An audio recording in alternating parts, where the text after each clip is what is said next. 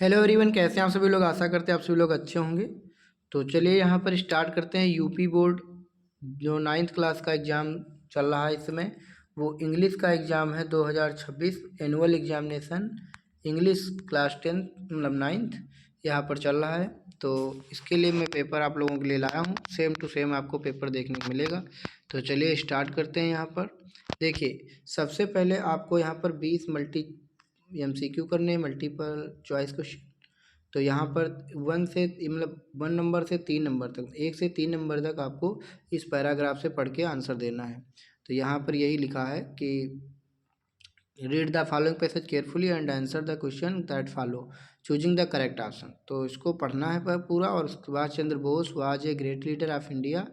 His countrymen called him Netaji because he led them on the right path. He organized the Indian National Army that fought 40 many battles against the British forces. He said to his countrymen, "Give me blood and I will give you freedom." तो इसका जो है यहाँ पे देखना है। पहला question क्या है, हु वाज सुभाष चंद्र बोस। सुभाष चंद्र बोस क्या थे, तो एक ग्रेट लीडर थे, एक महान नेता थे। उसी में ऊपर है answer. Give me blood and I give you freedom. तुम मुझे खून दो, मैं तुम्हें आज़ादी दूंगा। Who said this statement. ये कथन किसने कहा था, नेताजी सुभाष चंद्र बोस। उड़ीसा के कटक में इनका जन्म हुआ था। Indian National Army was organized by, भारतीय राष्ट्रीय और ये आर्मी, ठीक। तो इसका जो है किसने ऑर्गेनाइज किया था, किसने बनाया था, तो नेताजी सुभाष चंद्र बोस ने। तो ये तीनों क्वेश्चन हो गए। अब देखते हैं 4 से 8 तक क्वेश्चन जो है, choose the correct option answer बोले। ये अपने दिमाग से करना है। देखो, आई डिड नॉट। अब यहाँ पर ध्यान देने की बात आ गई कि ये आपको माइंड से अपने करना है।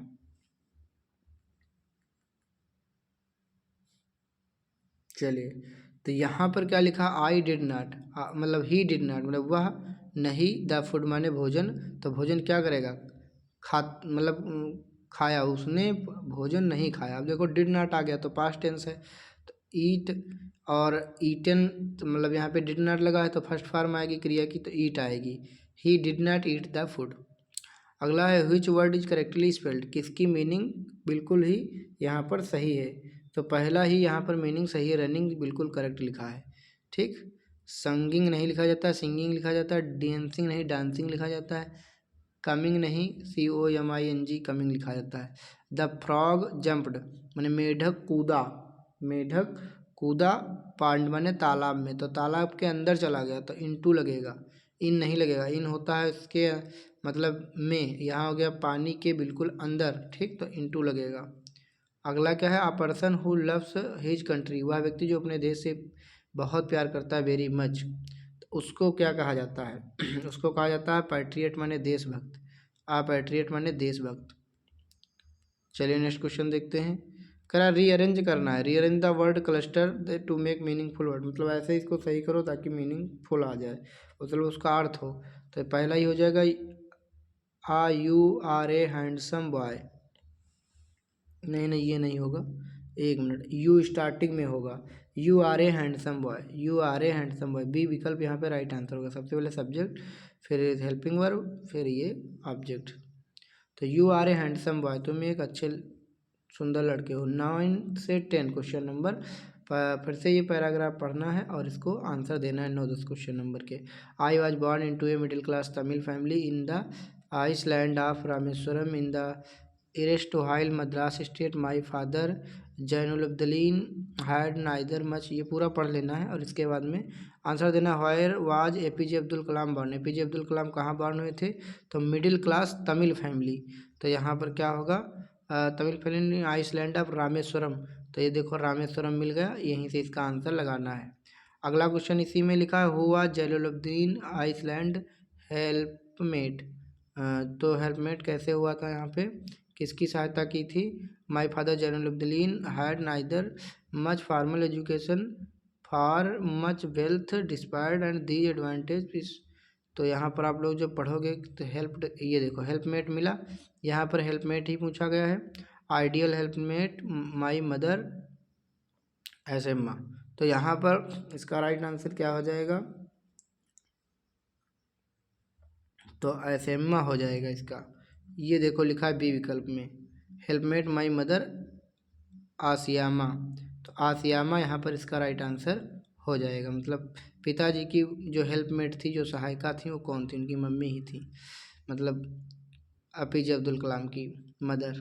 तो 11 से 13 नंबर जो है क्वेश्चन, इसमें क्या करना है, read your understanding of pros lessons, who was correct option. मतलब आपने प्रोज में जो पढ़ा होगा, प्रोज पोएट्री सप्लीमेंट्री 3 होते हैं पार्ट, तो प्रोज में आपने जो सीखा होगा वो आप अपने माइंड से 11, 12, 13 क्वेश्चन के आंसर देंगे। ठीक, जैसे होयर was grand mother, होयर was grand mother मैंने दादी कहाँ थी, होयन मैंने जब, हिज इंसिडेंट हैपेंड जब वो घटना घटित हुई थी उस समय दादी कहाँ थी, ये पूछा गया है। तो इसका होगा वो इस समय चर्च में थी, इन द चर्च। अगला है how many rupees did the narrator have in this in his, ये सोसाइटी क्या लिखा है, स्वीट केस। ठीक, हाउ मेनी रुपीज मतलब कितने रुपए, डिड माने थे नरेटर के पास में उस समय। ठीक, तो यहाँ पर इसका राइट आंसर क्या होगा कितने रुपए थे, आप सभी ने पढ़ा होगा 60 रुपीज़ थे। कितने थे? 60 रुपीज़ थे। अगला देखते हैं, which river flows below the, ये क्या लिखा, पशुपतिनाथ टेम्पल। विच माने कौन सा, कौन सी नदी बहती है, बिलो माने नीचे, पशुपतिनाथ मंदिर के नीचे कौन सी नदी बहती है तो ये है बागमती नदी। कौन सी नदी है? बागमती नदी बहती है। 14 से 15 जो आंसर देना है वो पोएट्री का स्टेंजा पढ़ करके इसको देना है। तो ये पहले स्टेंजा पढ़ लेंगे, उसके बाद में देंगे। लिखा है the poet is attempting in his stanza to remove from the earth. Remove from the अर्थ यहाँ पर कह रहा है तो कौन सी चीज़ कह रहा है? तो इसमें कह रहा है बी विकल्प, बॉर्डर्स, ब्रदर्स मतलब। ठीक, ब्रदर्स यहाँ पर होगा। ठीक, अब इसको हम लोग पढ़ेंगे। पहले देखो कहाँ गया stanza, remove from the earth, earth को रिमूव करने की कौन कह रहा है? ब्रदर्स। लैंड और brothers walk upon the earth, और ये हो गया पूरा। ठीक, तो इसको जब पूरा पढ़ोगे तो इसी में आपको ब्रदर मिल जाएगा यहाँ पर, तो ब्रदर्स इसका राइट आंसर हो जाएगा। अगला है क्वेश्चन नंबर 15। द, क्या लिखा है, the message is that the entire earth is one and all the people living on his this earth belong to. तो इसका राइट आंसर क्या हो जाएगा? एक मिनट, मिस्टेक हो गई थोड़ा यहाँ पर बॉर्डर्स एंड डिवाइड, देखो यहाँ पर क्या होगा, एक मिनट, यहाँ पे भाई पीपल होगा राइट आंसर, सॉरी मिस्टेक हो गई, यहाँ पे पीपल होगा। ठीक, पीपल माने लोग, यहाँ पर क्या होगा, पीपल होगा। ठीक, यहाँ पे पीपल होगा। और इसका 15 नंबर का आंसर देखेंगे क्या होने वाला है, तो इसका होगा one human race. One human race इसका राइट आंसर होगा, वन ह्यूमन रेस।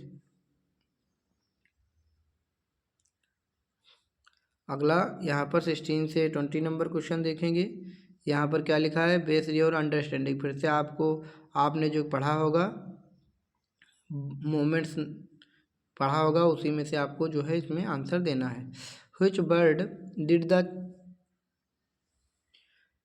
चिड हियर कुकिंग कूइंग, तो इसका राइट आंसर क्या होगा, द डब। डब माने फाख्ता। अगला है Johnsy smiled weekly and closed, तो इसका होगा हर आइज। अगला है I watched my mother run back into हर, तो इसका हो जाएगा house. The writer of the beggar is, इसके लेखक कौन है? बेगर माने भिखारी वाले पाठ के लेखक यहाँ पर कौन है? तो इसका हो जाएगा रसियन, एक जो है रूसी, रूस के रहने वाले। The next day is cello sat on the princess, तो इसका राइट आंसर होगा शोल्डर माने कंधे। अब यहाँ पर जो है सेक्शन बी स्टार्ट हो गया है और इसके आंसर देने हैं। तो ये सेक्शन बी के आंसर हम लोग अब यहाँ पर इस पैराग्राफ को पढ़ेंगे, इसके बाद आंसर देंगे। What should a good citizen do, तो इसका राइट आंसर क्या होगा, तो इसी में a good citizen should have many qualities, यही आंसर इसका होगा। What does the country give him, तो कंट्री ने हमको क्या दिया है, तो यहाँ पर देखो so for him she gives him, देखो यहाँ से लिखेंगे country gives him food shelter and honour. ठीक, इतना लिख देंगे। पिक आउट द वर्ड, यहाँ पर क्या है, from the passage which means virtues. तो इसका इसमें क्या अर्थ है वो आपको लिखना है। Pick out the words of passage which opposite to rigours. अब रिगर्स शब्द का अपोजिट क्या होगा, तो इन सभी के आंसर यहाँ पे दिखाए गए हैं। देखिए पहले का है what should a good citizen do. A good citizen should love his country, be hard working, respectfully and polite. अगला है does country give him, the country gives him food shelter and honour. Pick out the, इसका क्या लिखा है, virtue. Virtue का the word is qualities, virtue का ही शब्द उसमें क्वालिटीज प्रयोग हुआ है। अगला है pick out the word of passage which opposite regress. Regress का होगा प्रोग्रेस, प्रोग्रेस की रिगरेस का उल्टा प्रोग्रेस होगा। तो ये थे क्वेश्चन आपके हो गए चारों, 4 दूनी 8 नंबर के। अब यहाँ पे देखेंगे, हाँ तो दूनी 2 3 6 7 नंबर का। अगला देखते हैं 4 नंबर का। इसमें क्या है, किसी एक का आंसर आपको लिखना है। ये मतलब एप्लीकेशन प्रिंसिपल और college requesting him to grant you 5 days, मतलब 5 दिनों की छुट्टी के लिए, क्योंकि मुझे अपने बड़े भाई के शादी में जाना है। तो इसके लिए यहाँ पे देखेंगे टू द प्रिंसिपल, इस तरह लिखेंगे टू द प्रिंसिपल, फिर कॉलेज का नाम अपने, फिर अपने सिटी का नाम लिखना है, subject application for 5 days we leave, फिर रिस्पेक्टेड सर अथवा अगर मैडम है तो madam, with due respect I beg to state नहीं, बेग टू से होगा, beg to say SAY, beg to say that I am a student of class 9th, I am writing to request leave for 5 days from date इतने से date इतने तक, as I have to attend the marriage ceremony of my elder brother. ये लिखने के बाद I kindly request you to grant me leave for 3 days so that I can participate in the family celebration. I assure you that I will catch up on my studies as soon as I return. Your obediently, आपका नाम, अपना roll number, अपना class लिखना चाहो, date डालना चाहो यहाँ date भी डाल सकते हो। तो इस तरीके से ये हो गया। अगर आप ये नहीं करना चाहते हैं तो दूसरा वाला आप कर सकते हैं, write a letter to your friend inviting him to attend the marriage your sister. अपने सिस्टर की शादी में जाने के लिए अपने फ्रेंड को इनवाइट करने के लिए पत्र लिखो। फिर यहाँ पर 23 नंबर देखेंगे, इसमें क्या लिखा है, एक आपको लिखना है इसमें से राइट एन ऐसे, एक निबंध लिखना है, चाहे आप इस पर लिखिए, आप विजिट टू फायर मेले पे जाने पर अथवा मोबाइल फ़ोन पर, ठीक, किसी एक पे लिखना है। फिर यहाँ पर इनडायरेक्ट स्पीच में चेंज करना है, my father said to me do not play with fire, और इसको पैसिव वॉइस में बदलना है और इसको पंचुएट करना है, और ये आपकी स्टोरी है। तो बारी बारी से इन सभी को देखते हैं। 24 के आंसर। 23 में देखो ये आर्टिकल मोबाइल फ़ोन पर लिखा गया है, उसको भी देख लेते हैं पहले। Mobile phones have become an indispensable part of your daily lives, और ये पावरफुल टूल कम्युनिकेशन, ये सारी चीज़ें पूरा आप लिख सकते हैं। स्क्रीनशॉट इसका ले लीजिए, मोबाइल फ़ोन पर अगर आता है तो इसको आप लिख देना। ये था पूरा मोबाइल फ़ोन का। इसके बाद में देखिए इनडायरेक्ट स्पीच में बदलना है, my father forbade me to play with fire, तो इसका यही होगा, चाहे ये वाला बना दीजिए या यहाँ से my father told me not to play with fire, यही आप बना दीजिए, इसको छोड़ दीजिए, ये बना दीजिए, my father told me not to play with fire. अगला था पैसिव वॉइस, तो पैसिव वॉइस कैसे बनेगा, a new bag will be bought from the market by him, ये पैसिव वॉइस बन जाएगा। Punctuate they said to me, comma inverted comma, do not make a noise here, ये उसका punctuate हो गया। और ये जो क्या दिया था यहाँ पर, एक दिन रमेश स्कूल जा रहा था, one day Ramesh was going to school, फिर उसने स्कूल के किनारे बूढ़े आदमी को देखा, उसने माने ही, और देखा ही, saw a old man bank of school, ठीक, वह बहुत दुर्बल था, ही वाज वेरी, और क्या कहते हैं, कमज़ोर, दुर्बल, तो दुर्बल की मीनिंग लिख देंगे। उसने रमेश से कुछ खाने को मांगा और उसने अपना जलपान उसे दे दिया, तो ये पूरा यहाँ पे मैं दिखा रहा हूँ आपको, ये बनेगा। One day Ramesh was going to school, he saw an old man by the side of the school, he was very big, he asked Ramesh for something to eat, Ramesh give him his breakfast. और उसके बाद में क्या है paper में, तो ये हो गया। 25 नंबर में किसी एक का लिखना है, 30 से राइट एंड क्वेश्चन 30 से 40 शब्दों में इन पहले में इन दोनों में से एक का लिखना है आंसर, दूसरे में इन दोनों में से एक का लिखना है। 3 नंबर के क्वेश्चन हैं। फिर इसमें से किसी एक का लिखना है और फिर इसमें से भी पोयम लिखिए या फिर आप जो है ऊपर वाला आंसर करिए।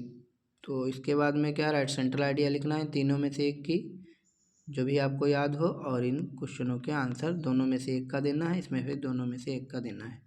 तो चलिए यहाँ पर हमने जो है पूरा पेपर सॉल्व करा दिया। मिलते हैं आपसे नेक्स्ट वीडियो में, तब तक के लिए आप सभी का बहुत बहुत धन्यवाद वीडियो से जुड़ने के लिए। Thank you so much.